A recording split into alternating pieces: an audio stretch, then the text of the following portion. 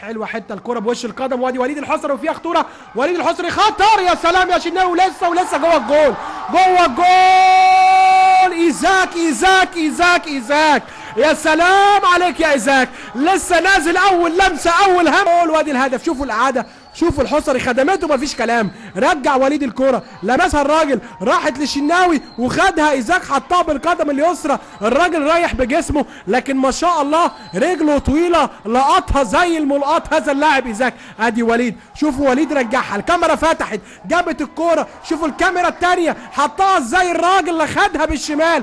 شوفوا عندنا، شوفوا حضراتكم لما، يا سلام يا سلام يا سلام يا سلام، التمريره رائعه والكادر مفتوح، وحضراتكم شايفين الكرة رايحة منين.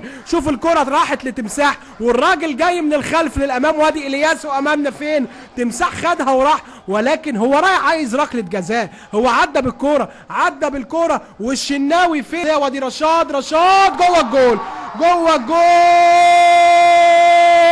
رشاد فاروق اللاعب رقم 24 رشاد فاروق يحرز ويسجل الهدف الثاني لفريق الداخلية على النادي المصري من ركلة جزاء في الدقيقة 42 من بداية الشوط الثاني. راح الشناوي على شماله وحطها هو على يمينه، وادي الإعادة للمرة الثالثة والرابعة، حطها ببطن القدم اليمنى على يمين الحارس أحمد